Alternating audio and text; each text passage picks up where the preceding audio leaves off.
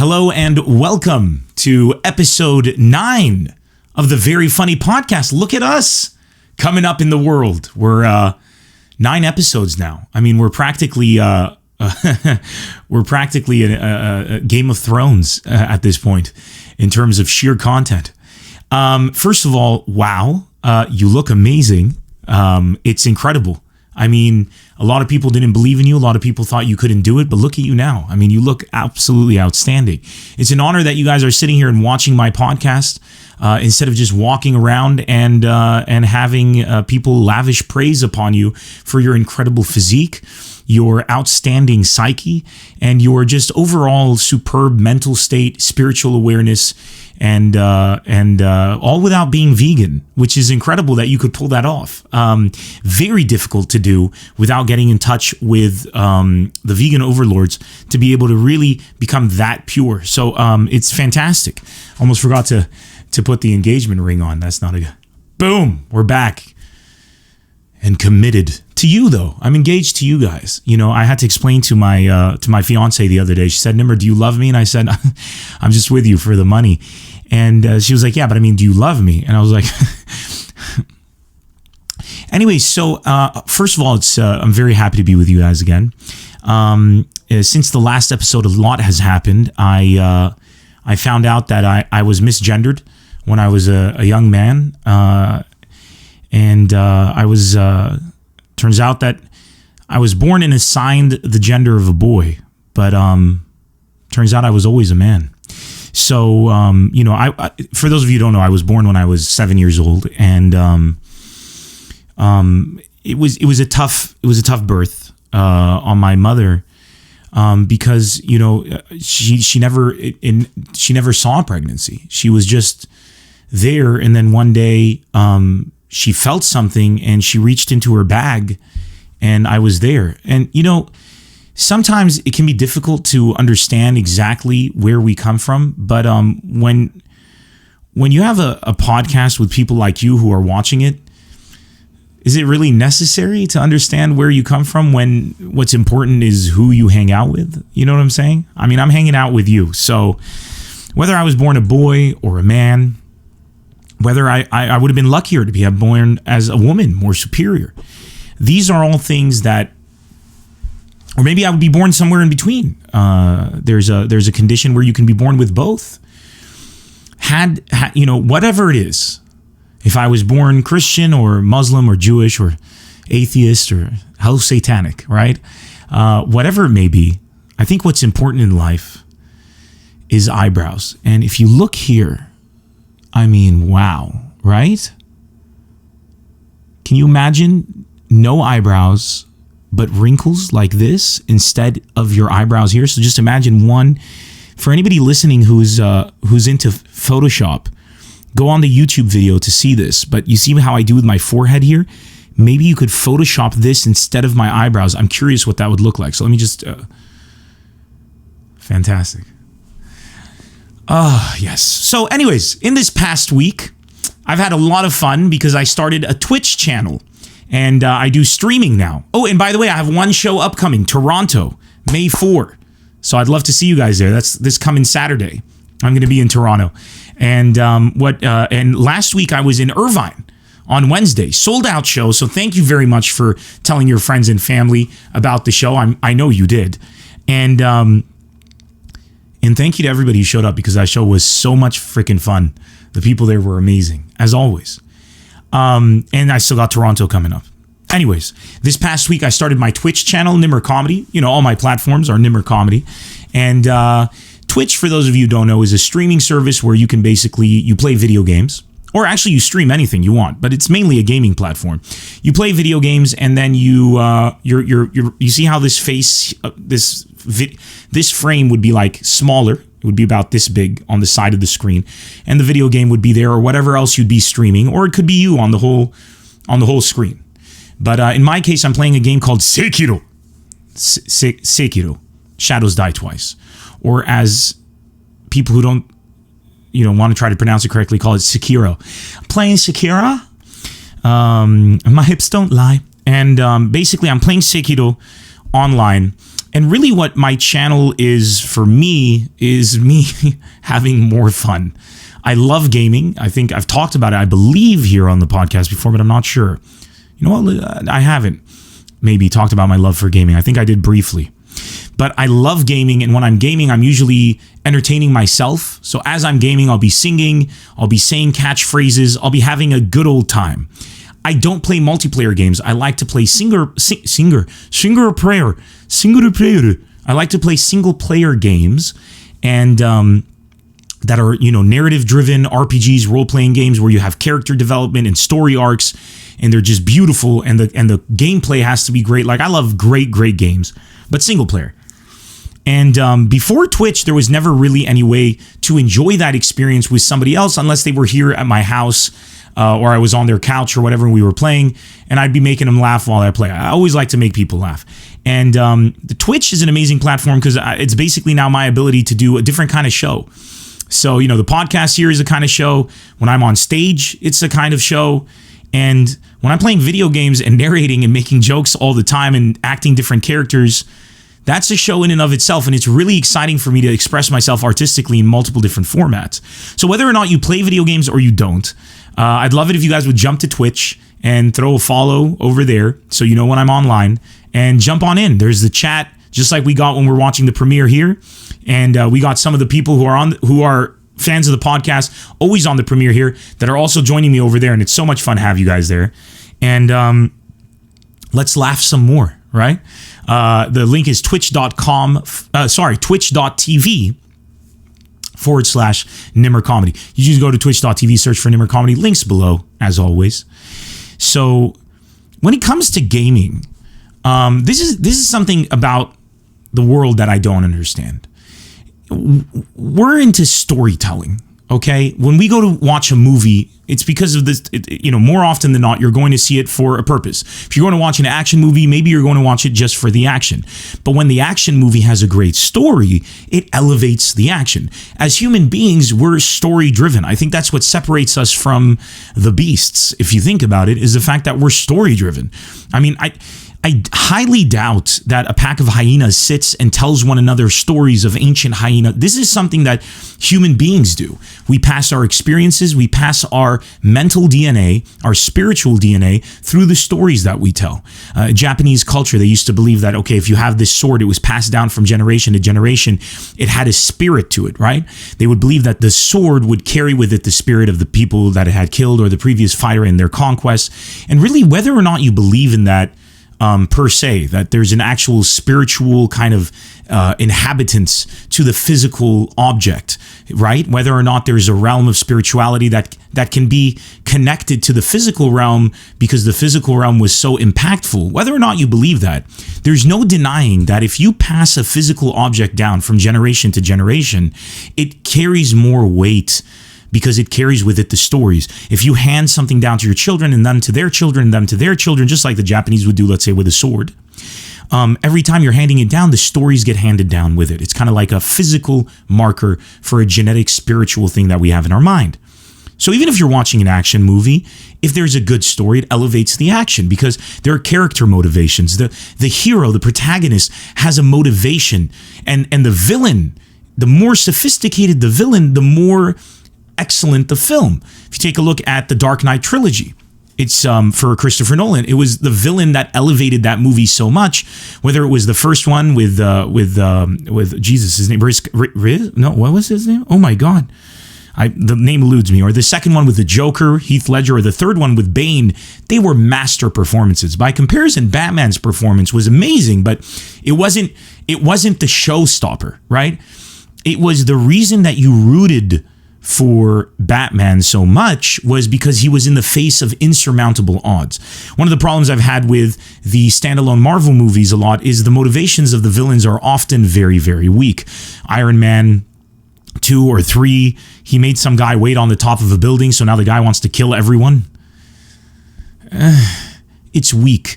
Whenever you have a really good story, it adds to whatever medium you're enjoying, right? However, if the action is terrible, let's go to an action film. A lot of people consider action movies to be very easy to do. That's what they consider. If the action is terrible and the story is great, it also leaves something lacking. But when you get both, when you get something incredible on every genre, the directing is spectacular, the action is unbelievable and inventive, like in The Matrix, the story is outstanding, right? The Matrix is an amazing example of a movie that had story, great acting, unbelievable directing, changed. There's a pre-Matrix era and a post-Matrix era in cinema, did so much, and it elevated it because the story was mind-blowing. So we're story-driven people. I mean, that's not even up for debate, right? So what troubles me in books, we've been reading books, writing books. Before we had visual entertainment, books were the thing, right? Then when movies came out, it was a revolution. When you could see film, even a still frame, a picture of yourself blew people's minds, right? And then they started putting footage, and then they would sync audio to the footage, and people were like watching, and then there was silent film, and then with audio, then Technicolor, and there was color. Then Technicolor, Wizard of Oz, one of the first films to ever have color, blew people away. It didn't change the fact that you needed to have a great story. All it did was it added and elevated the medium because we are able to express ourselves in another dimension. So if you're reading a book, I'm expressing a story to you through the dimension of pen and paper, right? Through paper. You're looking at it, you're reading it, and then your imagination is connecting with it. Now, I'm giving a lot of trust to the reader for their imagination to really paint the picture. Oftentimes, you'll read a book and you'll visualize the characters and the setting in a certain way, and then you might be surprised to see an illustration somewhere in the book and be like, holy shit, it's a bit different than what I felt, but tonally it does feel correct. And sometimes not. Sometimes a movie is made and people enjoy the movie because it was based on the book and it really felt like it came from the book. So as a creator, whoever is creating, it's always beautiful to be able to add another dimension to your expression. So whether it's, you take a story from a book, you add visuals to it, right? It's a movie now, a soundtrack to it. Oh my goodness, some great editing and directing, you've elevated it. However, every time you add an extra layer, there's a very big risk that you actually reduce from the source material. So storytelling, this is what I love about stand-up comedy. Stand-up comedy is such a powerful, pure narrative. It's one person on stage, man or woman, or in between, gay or straight, irrespective of age, religion, no matter what. It's human spirit on stage with a microphone, lights, crowd.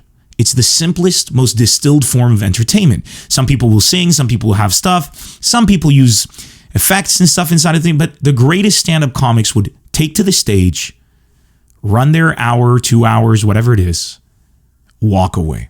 World creation, as I've said before, right? You're creating a world. And it's just the beauty of it is that through the mannerisms, through the pacing, the rhythm, the storytelling, the anecdotes you choose, the analogies you say, the laughter that you ride, the waves that you form, you're able to accentuate, punctuate, and really alleviate certain points of the show to make an entire narrative pop in a certain way, to achieve a certain tone. And in and of itself, it's its own kind of medium. And that kind of medium serves it so well. To take a stand-up comedy show, and if you watch, a lot of comedians have done this, they'll start inserting clips of what they're talking about. It takes away. That's a medium that isn't served beyond somebody talking. If they want to take what the comedian is saying, like you'll have sitcoms, Seinfeld, Tim Allen's Home Improvement. Many of the sitcoms were based from stand-up comics back in the 90s, especially when you'd have one named Ellen, her show. You usually dial into that comic. You like their spirit, you like their tone, you like what they talk about on stage. So you write. You have the comic join a writing team and write out a show based on something you may have seen them do on stage. But you don't just translate it directly. It doesn't translate. So there is a risk, is all I'm saying. There's an added risk to trying to add more layers to the medium. But the risk is worth it because sometimes it pays off and it pays off big. That brings me back full circle to gaming. Gaming is the furthest humankind has come to expressing themselves. Sure, if you're playing a multiplayer online game like Call of Duty, you can hide narrative in there, but it's not a narrative-based game. But narrative-based games, storytelling has gone so far. And a lot of people think video games, so they immediately think to themselves, not for me. I'm a grown-up. First of all, why? When did it become a source of pride for you to become an adult? Don't you remember when you were a kid? You used to say, I'm never going to grow up. When did it become a source of pride to not be a child anymore? Look, being a child is great. Being attracted to children, not a good thing. Not big no right there. Being a child, I mean, I was a kid, and now I'm a kid with a budget. That's it. Holy shit, when I found out, when I started to get disposable income, and I made my first trip down to a Burger King or a Pizza Hut, and I found out you could buy like a large pizza for $7, $6, I was furious with my parents. Every time I would want a pizza at the house, I'd have to beg for us to order a pizza, and they'd make it feel like I was bringing financial ruin on the family. $7, you can get a large pizza. That thing can last you 2-3 days in the fridge. Not in my house, it lasts me an hour, but you could, right? It's cheap. Hell, that's cheaper than cooking food. If you factor in the manual labor and stuff, dude, cheeseburgers, 99 cents, $1, $2, you can get a cheeseburger. Have you spent $50 at McDonald's? If you spend $50 at McDonald's, you will walk out of McDonald's the pimp of your entire hood, dude. You will have so much food you can feed the village for $50. Now, as an adult, I go to a restaurant that's really nice and fancy, and $50 gets me a main course and a Diet Coke. But dude, you go to McDonald's, you see, wherever you go to a place that was originally really geared towards kids, you get better value for your money, man. Being a kid is amazing. But even in that respect, think dismissing video games as childish is so stupid. This is the biggest industry in the world right now.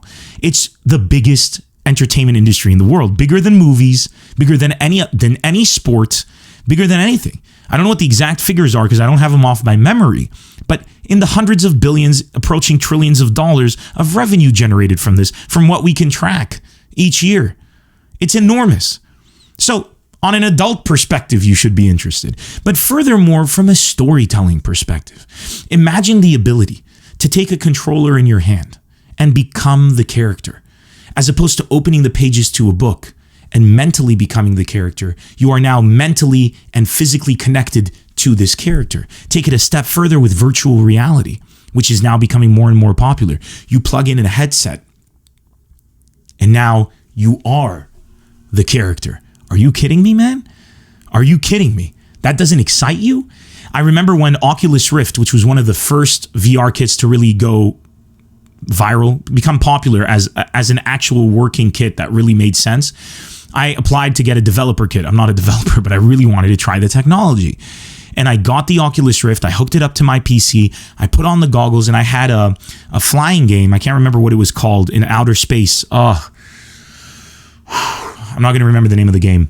And I had the joystick with the throttle for flying. So I have to put my hands like this, but obviously it'd be in your lap. I got a wooden thing. I attached them to it so you can press forward to fly, to thrusters forward, thrusters backward. You go like this. You have buttons on top, several buttons to shoot missiles or guns or special weapons.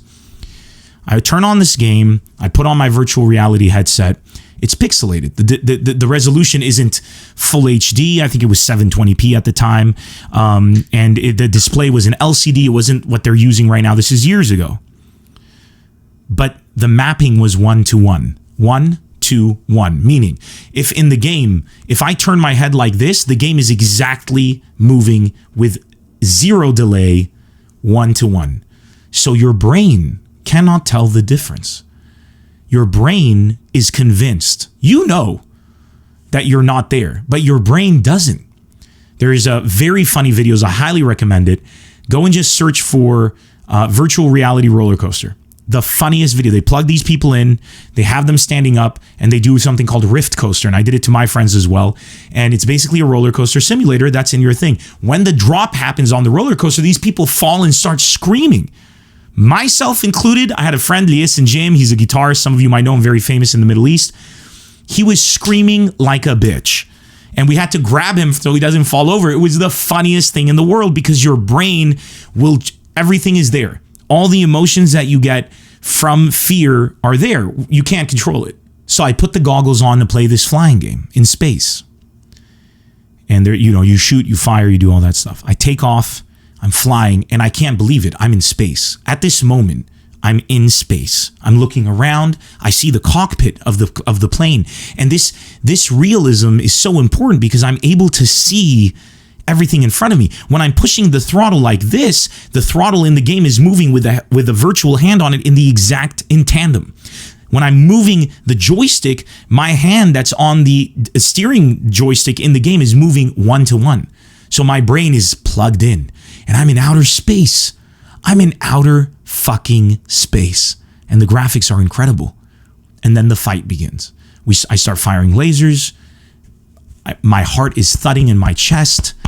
I'm exalted. My adrenaline is pumping more than when I've played this game with a controller by far. I have my headphones on to get as much spatial realism as well because audio is important.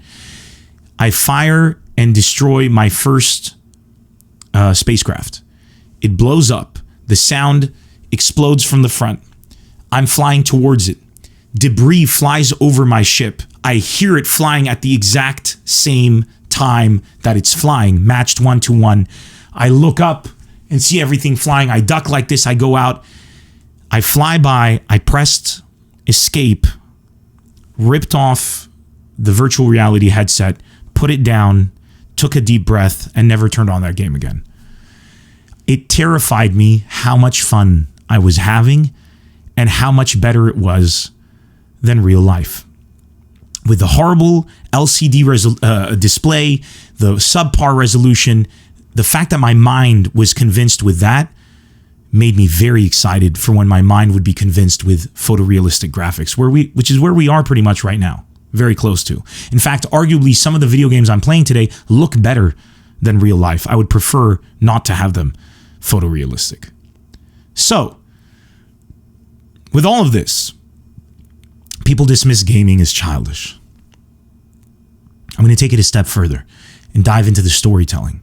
When you're playing a video game that costs hundreds of millions of dollars to make, it takes you 60 to 80 hours to complete this game. It's a game that for $60 gives you 80 hours, some games 200-300 hours, if not more, of playtime. The value for your money is insane, but that aside, this is a game where hundreds of millions of dollars, thousands of employees, teams upon teams, creative directors renowned the world over, sat and worked for 5, 6, 7 years sometimes on a singular experience for you. This isn't one author. This is the culmination of human evolution coming together, working cross networks, the marriage of all our different technologies to bring an experience singularly honed for you, for your enjoyment, to blow you away. And sometimes they miss out and the game flops, but sometimes it changes everything. And what you can do with the game changes everything. Not just how you play the game, but the way the story is told. There's a very popular gaming series called Dark Souls, made by a guy called Miyazaki. Okay? Miyazaki's Japanese.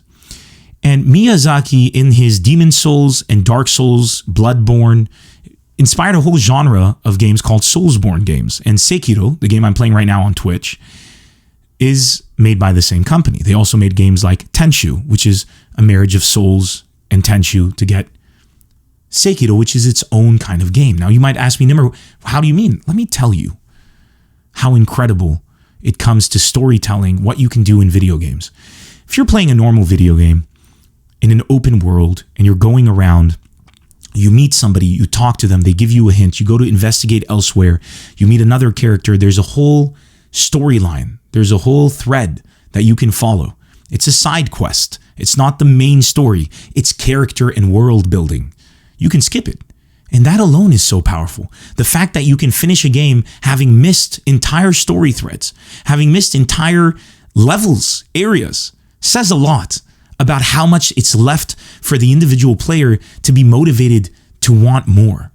And if you want more, there's more. It's hidden and it rewards you for finding it. So that's a normal game. You go around, even in the linear games, which aren't open world and you're not going to miss anything, it's, you meet this character, he tells you something, you feel differently about the villain. At the beginning, you hated the villain, but then you sympathize with the villain. And when you come to fight his henchmen or the villains, the things they say now carry different meaning because you now know different motivations and everything starts to change.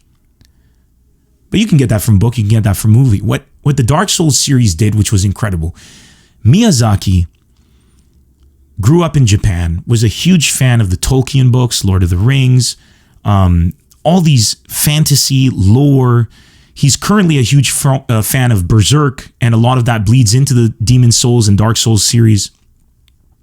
And I highly recommend that manga and anime. Berserk, the original one, is unbelievable. And this man didn't understand English, and he sees a lot of these fictions coming out in English. He spoke enough English to get by in some parts. So what he ended up doing is he would read these stories, the books, and he would fill in certain parts. He would understand this part, he would understand this part, but this page, that page, he didn't understand what happened. So he would construct his understanding of the story based on what he understood. So if he knew that this character died and he understood that, and he knew that that character later on died or lived and he understood that, and he knew earlier on that they were at odds, then he would presuppose that this person defeated him in a battle, let's say. It was deeper than that. He would write down what he understood and piece the story together. So there were gaps, story parts that weren't told to him, that allowed him to piece the story together, and to his knowledge, he understood the story, but he very well may not have. Come time to design a video game. This guy said, I want to design video games where I don't give the full story, but I do give enough for you to get the story if you read the item descriptions about things you might find lying on the road. So if I find a certain artifact lying in a specific area, but I know that that area is not where that artifact should be, I should deduce that somebody from the area where the artifact was came and visited here. Is it significant? Well, maybe in another place I hear a story about a man who traveled and took something to a different land, and I'll be like, that must be the man. Then elsewhere I hear that once a man traveled to a different land and it caused such disruption that they ran out of vegetation. And then I remember that that area doesn't have vegetation. Therefore, that must be the man. And I start to piece the story together. Now, this alone is a very interesting storytelling technique, and it elevates the story because it hyperdrives your imagination. But to take it to a next level, he made it so that he wanted to design a game where players in the real world had to discuss certain things with each other to figure things out. He wanted a game that took the connection between the software and the hardware, the physical and the spiritual, if you want to call it, or the digital, and married them closer together. Some communities started to form, forums online, chat groups. People started discussing, I found something here. What do you mean? I have this theory. I have that theory. It became philosophical discussions. Why would this happen? Why would that happen? Do you understand the story? There's a guy called Vati Vidya who does videos on the Soulsborne series games. He's created an entire career just from making videos off of the stories, and they're absolutely incredible. Philosophical, deep, analysis is brilliant. The thought patterns that this young man has are unbelievable, and it actually helps you in other things in your life, the way you might approach critical problems. This took gaming from being a specific 1-2-3 approach to possibly a 1-2-3 or 1-2-4, 1-2 to A to C, back to 3, diverging path to a whole different realm. Different things were happening. The way you started to understand and comprehend stories changed. Added with the medium, the music, the visuals, the gameplay mechanics. He took death, which in all gaming has meant you lose, to no longer be a you lose. Death became a mechanic in and of itself. It became something that you accepted. Death didn't mean you lost. Death means you were learning. Life lessons, stories, incredible characters, magical moments. That's what gaming is. And when video game storytellers are ambitious enough, they can elevate it. Metal Gear Solid is a franchise made by another Japanese creator, Hideo Kojima. And what he's done with storytelling is unbelievable as well. In Metal Gear Solid 1, one of the enemies you're fighting says that he's going to manipulate you with his mind, and your controller is going to vibrate in your hand. And back when this happened, blew people's minds away. And the only way to defeat him was to break his mind, so you'd have to unplug controller 1 and plug it into controller 2's slot to break his control. These ways of challenging the digital and the hardware physical world, you, the human being connected to it, engrosses you further. As a comedian, I grow from these experiences because I learn how I could make my shows more exciting or my stories more on point. And as human beings, by living these stories and getting more into the characters, we become more sympathetic, more empathy towards one another. We understand because we are placed in the shoes of certain characters who might be murderers, horrible human beings, but their motivations and the things that they were put against make us understand different points of view better. So if you're a parent out there and your kids are playing video games, don't discourage them from playing video games. Encourage them to teach you how to play too, and join them, because you're missing out. Saying I don't want to play video games is saying like I don't want to partake in electricity. I don't need the light bulb. You don't need a light bulb. You can get by on candles. But it's a much darker world on candles. It's a much more interesting world, and there's a lot more to see with some electricity. And it's the same thing with games. You can still get everything without games, but it's a much darker world. Trust me on this. So to be able to go on Twitch now and do my stream and be able to game there, it's in and of itself a whole new way to experience a narrative. We're playing Sekiro, which is a single player game. The story is developing and people are live with me on the stream and we're discussing it. I'm giving them certain plot points. Today I was playing a boss and somebody told me to do something. I went to an area with enemies actually before the boss, and he told me to use a specific item, and it caused a behavioral change that I didn't even know. And I have already finished the game. I'm playing it the second time because it changes every time you play it. And it blew my mind. And it changed the narrative. It made me understand that this item that I previously thought was for one purpose turned out to be for something totally different, and changed the entire understanding that I had of multiple facets of this story and characters. In this game, Sekiro, there's one character who you don't see a part of him. Later on, you see a boss where he's also missing a specific part, and then you link two things together. When the game is over, you're like, wait a second. And that fires up your imagination, and you get excited because you just realized they didn't tell you it. They showed it to you, and they left it to you to understand. And whether or not you understand it, that's up to you and your imagination. It rewards the player for being a better human being. How many things do that today? How many? That's the only one. And in this world as dark as it is today, with so much negativity, judgment, here's a platform that can connect people in ways that are unprecedented, can get people to enjoy one another in ways that are unprecedented, and discuss ideas and philosophies in ways that are unprecedented, and some of us don't even want to take part. How bizarre.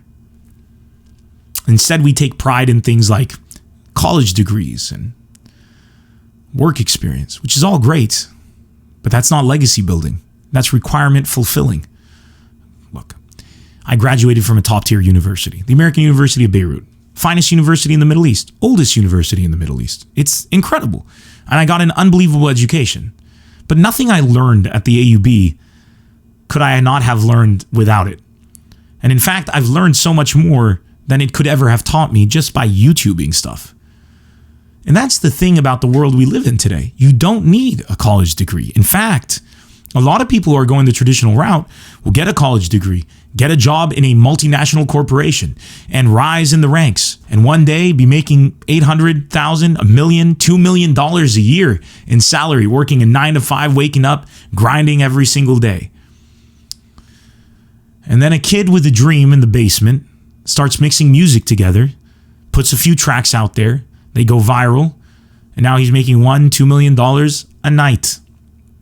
The world we live in today is no longer a world where there is one path to success.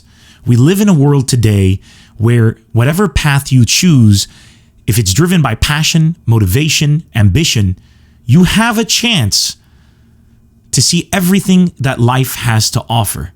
And when you play video games, if you're motivated by passion, ambition, and imagination, you have a chance to see the entire video game for what it is. Video games are the perfect mirror for the potential of life that we live in today. And that's the truth, that the sooner you accept it, the better a life you can live. And some people might argue, well, Nemr, if I'm playing video games, how am I going to live life? And well, my friends, with everything in life, the more balanced it is, the more you enjoy. So instead of saying I'm going to balance and skew it to never trying video games, or they're too difficult, therefore I'm not going to improve, how about adding a bit of video games into your life? Because then it gets you excited. When I was really heavy in university, I was 148 kilograms, sorry. And then I hated myself. I was 1.95 meters, 148 kilos, not a good weight to have. Honestly, I think I even made it to 152. I watched an anime called Berserk, which I mentioned earlier in the episode. It inspired me. It motivated me. And a year after I finished episode 21, I believe, it's 21 or 23 episodes. A year after, I was 95 kilos. I started working out. I started dieting. I believed in myself. Stories inspire us. Stories tell us that we can do better. And stories tell us about people who did do better before us, so we have no excuse. Unless, of course, we have a physical disability or a mental disability or a psychological disability. Then that's a different story. But we can all improve our lives, and to eliminate any medium from our life and not really give it a shot when it's there and it's available for us, that's criminal, and that's on you. So, if you're going to take anything away from this episode today, is that you should game. And you should read. If you don't read, if you just watch TV, you watch movies, and you don't read, you're missing out. Reading, film, conversing, stand-up comedy shows, concerts, video games, YouTube videos, content creation. We live in such an exciting world. Crafting, sculpting, painting, art, food. There's so much to take in. Science. We can look at the skies and see things we've never seen before today. I can log online and watch live footage from outer space. Do you understand what that means? We live in a time where you can look at yourself from the heavens. Early man would look to the heavens, not understand what's going on, and call it God. Today, we got a camera up there. Doesn't mean there is no God. It means what our threshold for what was so unexplainable that it was God has now become the understandable and the within reach. So if you believe in God, how much greater can God be? To understand how great God can be, why are you not dialing into all the mediums that we have here? And if you don't believe in God, nothing changes either. What an exciting world we live in. It doesn't matter where you're from, what you do, or who you are. Everything is given to you to become greater. There's one thing that I have, a criticism for people who do say this about there being a God. And I will never discuss my personal faith, whether or not I have it. That's irrelevant, and I'm never going to discuss it. That's something I consider private to every single person. And I wish more people would follow my lead. But one thing that irks me is when people say to err is human. And I'm just human. I'm not perfect. One thing that always struck me as incredible about Japanese culture when I was studying karate, I was doing something called Shotokan Karate back in the day, is there were 10 tenets, and they were called the Bushido, or the way of the warrior. And the Japanese were a non-God believing people for thousands of years, generations. They never looked to the sky and believed in a God the way we believe in a God, a Western civilization. They believed in spirits and strength of spirit and communication and stuff like that, but there wasn't a higher power. We as a Western civilization believe that God is a higher power, the ultimate power, and that's a cap. For us, there's always something greater than us. In Japanese warrior culture, they also believe that there is, no matter how great you are, there is always something greater than you. However, in the tenets of Bushido, they do believe that you should seek perfection of character. Your life is a constant seeking of perfection of character. We don't seek perfection of character. We accept that we cannot be perfect.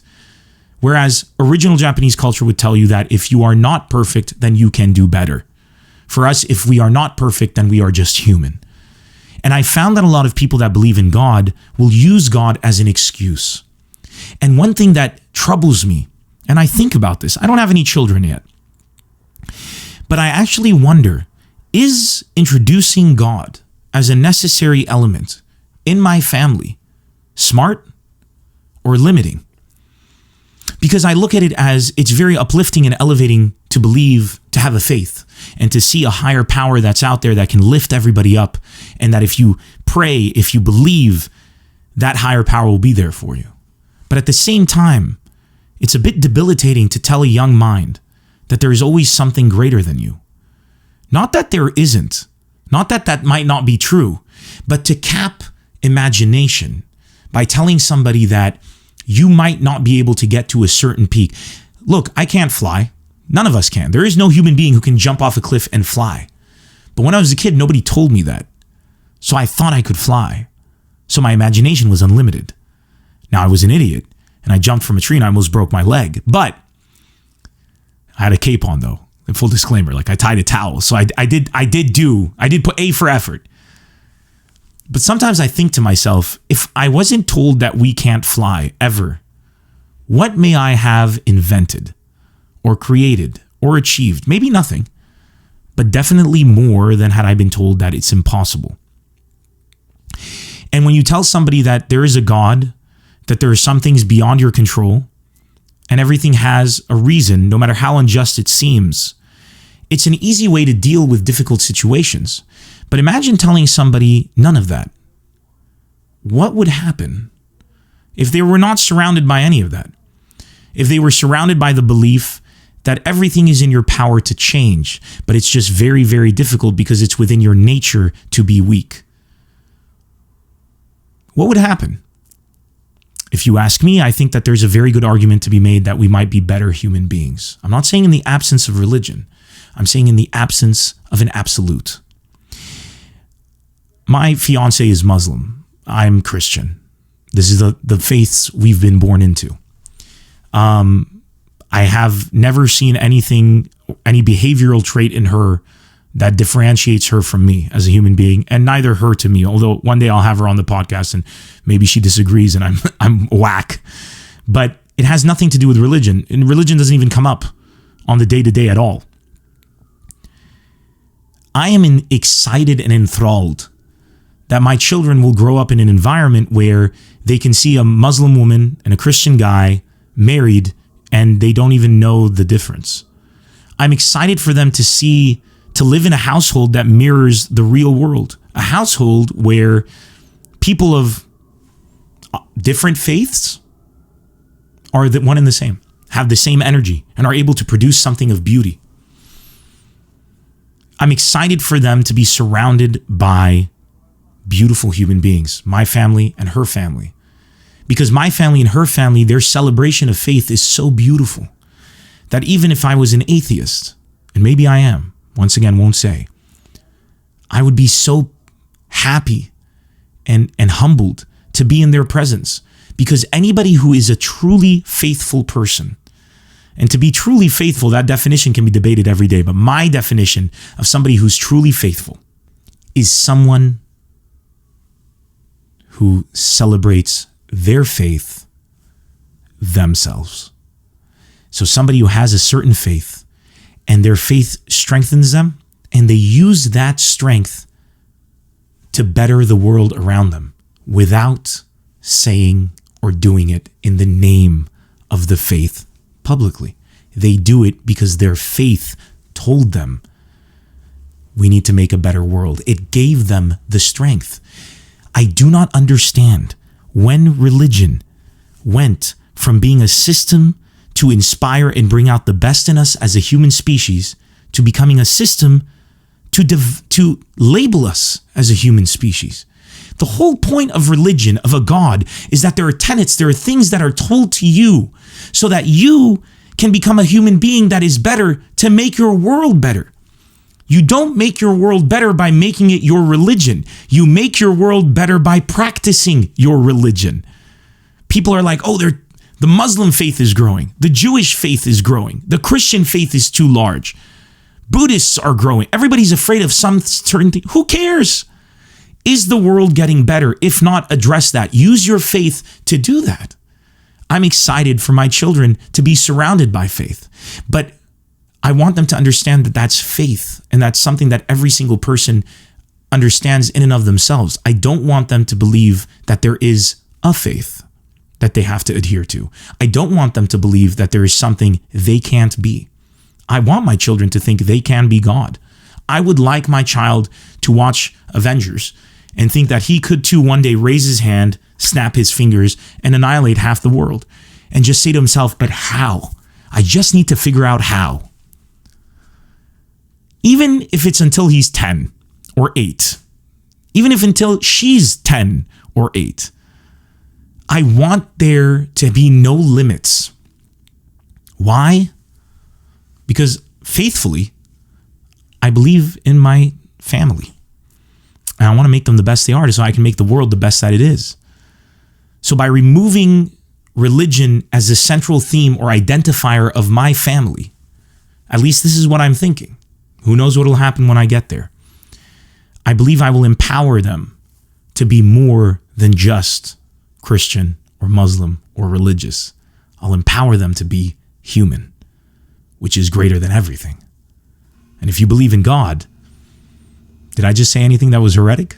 All I just said is God's creation is greater than everything. We live in a world that's circular. And if you believe in God, he or she placed gravity at the center of the universe, or it. And we live on a circle, on a sphere. Unless you're a flat earther, but you have gravity. And this gravity is pulling everybody together. But in the name of religion, we do everything to pull it apart, to divide ourselves. There is a God that puts something in the center of our world that constantly pulls us all together, that keeps hugging us and bringing us together in the center. And all we do in God's name is divide one another. My problem with faith isn't to believe in God. My problem with faith is the bastardization of its understanding. And gaming gives me an ability to experience people, stories, and different points of view without having to compartmentalize us into any kind of faith or religion or whatsoever. So I invite you all to not only join me on my Twitch stream, but to also join the gaming world if you haven't already. And if your kids are into it, join your kids. And if you don't like the games your kids are playing, sit down with them. You'd be surprised how excited they'd be if you'd want to play. If you come home with a video game and be like, hey, I heard Sekiro is an incredible game. You want to play it? I think your kid would be so happy that they'd be running around the house. And it's not a boy's activity. It's not a girl's activity. It's not any gender's activity. It's a human activity. Is reading a book exclusive to any one gender? Ask yourselves that. Encourage your children to not be compartmentalized into anything, faith or otherwise. Your daughter isn't meant to play with Barbies. Your son is not meant to play with an action figure. Your daughter and your son are meant to play with the world, explore, and explore with them. What you weren't able to do as a kid, now maybe you're more successful, you have more money, you have more free time. Experience it vicariously through your children. And if you want to be the greatest parent that there is, don't. Do everything and sacrifice everything so they can experience what you didn't. And then one day they'll be able to share it with their children. And if you want to adopt that as faith, because that's mine, go ahead. I'm going to end it right there. I just wanted to talk about this stuff because I'm very passionate about it. I want to jump on the some of the questions I've been asked. I took screenshots of here, answer some of your questions. Let me take a look here. I'm going to start with this question that came to me from Nermin Sasua on Instagram. Don't forget, if you guys want to ask me any question, just drop it in the comment section below here on YouTube.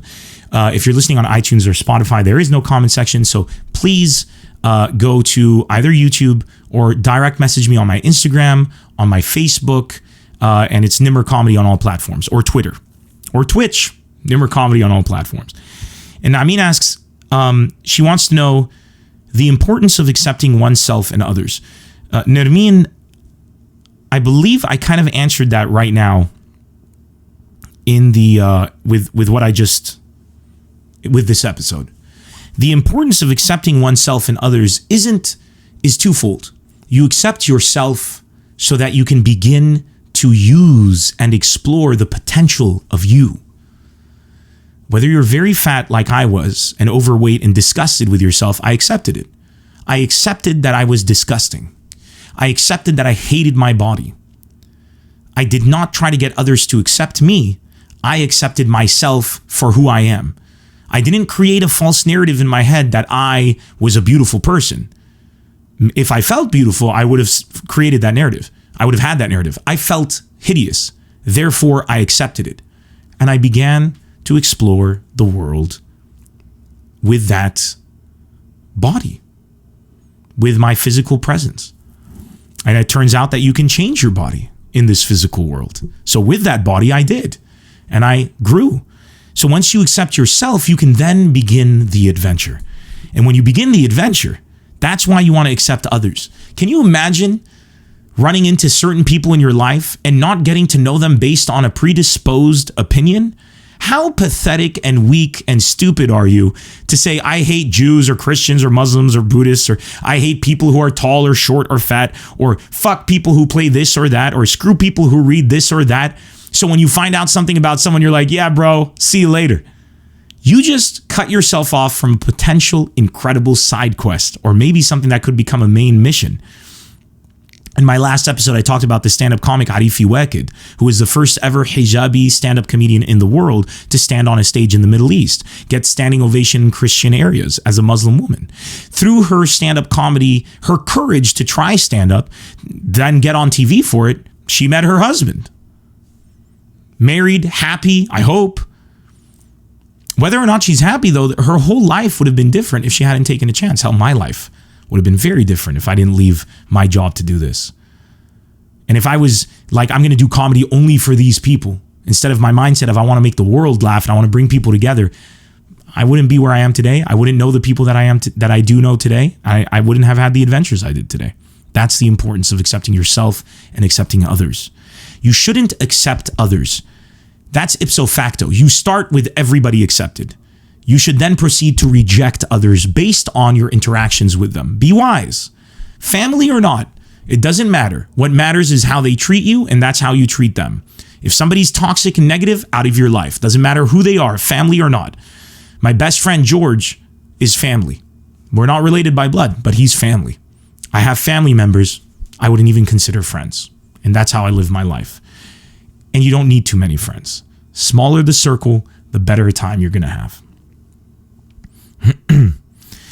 JM Abirizit asks, would love to hear about your engagement and marriage situation.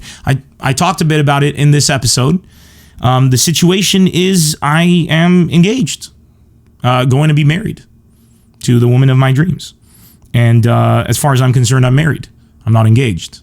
It's just, you got to plan the wedding, throw it in Lebanon and do all that stuff so the families can come and everything. She's Lebanese. She's Muslim. I'm Christian. That's never been an issue. Never will be an issue.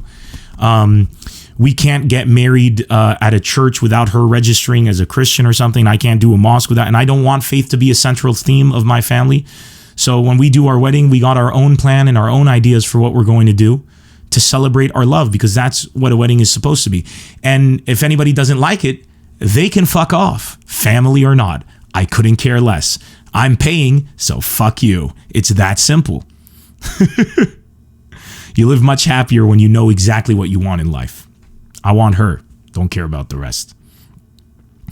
Eli Malouf on Instagram sent me, he asked me to talk about the challenges and pressure from parents and traditions to follow a certain path rather than following passion and doing what makes a person fulfilled. That's the most dangerous thing. Like I said earlier in the show, there are people who are being doctors and stuff because their parents told them to. And then a Twitch streamer ends up making more money than anybody could imagine. It's not what you do that makes you successful. It's whether or not you give a shit that makes you successful. If you get up to be an accountant if you get up to work every day and your work involves, at the moment in your career path, it involves paperwork and data entry. If you're just working to make a living, you're going to be depressed, dejected, and you're going to start to look for happiness in food, in drugs, in drink, in women, in men, in relationships, in all the wrong places. But if your purpose in life is to become the CEO of a company, and currently you're in a place where it's data entry, but you know that you have to get through the data entry stage to elevate further and get promoted, the data entry does not become data entry. The data entry becomes just another chapter on your way to becoming CEO. So your passion is that CEO position. And everything along the way is an adventure. With purpose, there is adventure at every turn.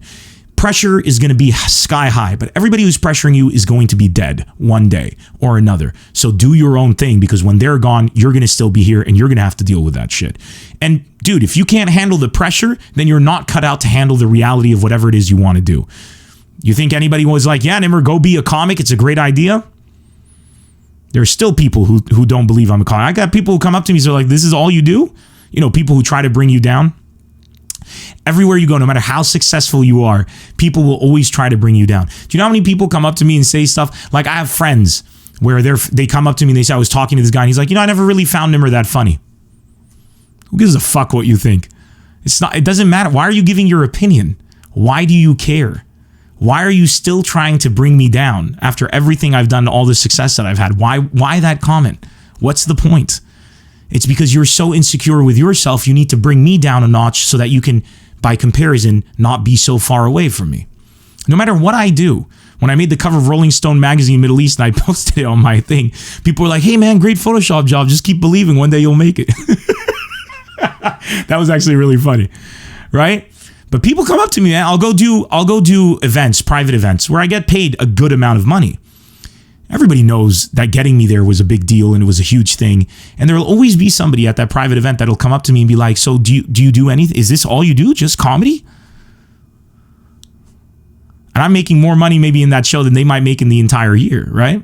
I doubt it. But let's say I'm doing that. But they have to say that because they can't accept that somebody who followed their passion and their dreams could be so happy. And on stage in front of everybody, his happiness is so apparent because he's making everybody around him so goddamn happy.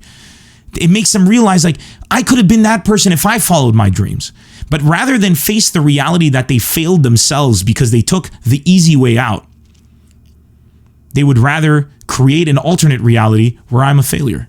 And I'm okay with that. It doesn't bother me because whatever makes you happy, man. As long as I'm happy, enjoy yourself. I'm just not going to hang out with you and I'm not going to respect you. Robert Khairallah asked on the last episode in the comment section on YouTube, did you ever have to deal with a heckler during a performance? Of course. Oh my God, all comics have to deal with hecklers. And hecklers are amazing because hecklers are an opportunity for you as a comic to show off your chops. For some comics don't do well with hecklers, and that's fine. But having somebody interrupt the show, it gives you an opportunity on how to handle a situation. And it says a lot about your personal character on how you handle this situation. Some comics get angry and start cussing and bullying. Other comics have very smart comebacks. Some comics find a way to flip the person from antagonizer to somebody who becomes a cheering participant. To each comic his own. I think my crowd's very familiar with how I deal with hecklers. And finally, I'll take just one last one. Mustafa Fakhani on Instagram. I think it'd be cool if you talked about if you ever struggled with racism while living in the United States or any sort of adversity you faced. It's always cool to hear about someone's ups and downs because they always give an insight into how this person became successful. It doesn't necessarily have to be racism. It's just an example. Could be anything, including stigma from your family for going into comedy. If there was any, you got me, I hope. If there was any, you got me, I hope. So this is kind of following on what I just talked about. I think the racism angle is an interesting question. I haven't faced racism in America. I've been incredibly successful in America for the short time that I've been active here. And Americans are not racist. Americans are easily manipulated. And this might come as a spoiler alert to a lot of people. We all are. It's just the American media machine is so powerful that manipulation happens on a very swift and massive scale. I mean, this is the nation that brought the world the internet. So it's not crazy that they would be the best at utilizing it, even if it was for nefarious purposes. As an Arab man who stands on stage, my comedy special is called No Bombing in Beirut. It starts off by me saying I'm Lebanese. Every time I stand on stage, I say I'm an Arab and I'm Lebanese. And I say it proudly because that's who I am. Ethnically, it's a part of who I am. And I want people to know that my perspective is coming from here. But I also say I'm American because that's also a part of who I am as well. But I've never been, in all the places that I've been, I've experienced so little racism, so much less than a lot of other people might. And the racism that I experienced wasn't because I was an Arab or because it came from a place of fear or ignorance. And the few times that I did experience it, it was ugly and we dealt with it. And I talk about it in my stand-up and there were violent situations, yes. But I did not experience any more racism in America than I did in the Middle East. I have not experienced any more anything anywhere in the world than anywhere else. And that's the truth. The human race is equal parts messed up as it is great. And that's the bottom line. It's just the truth. We all need to work on ourselves, no matter where we are. And in America, there is a lot of things that they do really, really well and a lot of things they do really, really bad, just like everywhere else. It's just whether or not you're ready and accepting of the narrative that engagement between people only brings better things. That's the bottom line. I've experienced examples of racism far worse towards myself from my fellow people in the Middle East. And I talked about that in the last episode with my experiences in Jordan, for example. Not with the crowds, but with organizers. So if it comes to it, really, my experience has been the way I've carried myself. I believe that the way I carry myself and the rhetoric and the narrative that I set by dominating every stage I'm on, by being the alpha in the room when I have to be, has allowed me to live a very positive life. And I'm not saying if you live a negative life that that's because you're not doing what I'm doing. I'm saying I'm privileged and I'm fortunate enough to be in a specific set of circumstances that have allowed me to dictate a life that is very favorable to me. And I truly wish that you all have that opportunity today, yesterday, or in the future. And that's the end of the episode. Thank you guys so much once again for checking in here on episode 9. Can't wait till next week to share with you episode 10. In a few days, I'm going to be on a plane off to Toronto, where I'm going to be spending about 10 days there, seeing my best friend in the world, Rabia Haddad, and I'll probably have him jump in on the podcast or say hello. And then I'm going to go to Lebanon for a few days. I'm setting up a show in the summer, so I'm going to swing by Lebanon, take care of that, to do something very special in the summer. I'm not going to announce anything until that comes. I'm very excited about that. We're looking at the last week of July, first week of August to drop something never done before in Lebanon. A comedy show, obviously, but just something special. I always try to do something special for you guys. And I'm trying to think of something else I can do besides the massive Biel show, which I can only do like once every 2 or 3 years. Because I miss you guys. And I have a lot of comedy to share with you. And I feel it's unfair to share it with the world and not anybody else. Miss all my family and friends in Beirut always. So if you got friends or family in Toronto, please tell them tickets are on sale at nimrcomedy.com. It's this Saturday, May 4th. And twitch.tv/Nemr Comedy. Join me on the stream. And of course, Twitter, Instagram, YouTube, Facebook. It's Nemr Comedy, and Twitch, Nemr Comedy. And I'll see you all there. Thanks again, everybody. I love you. Bye-bye.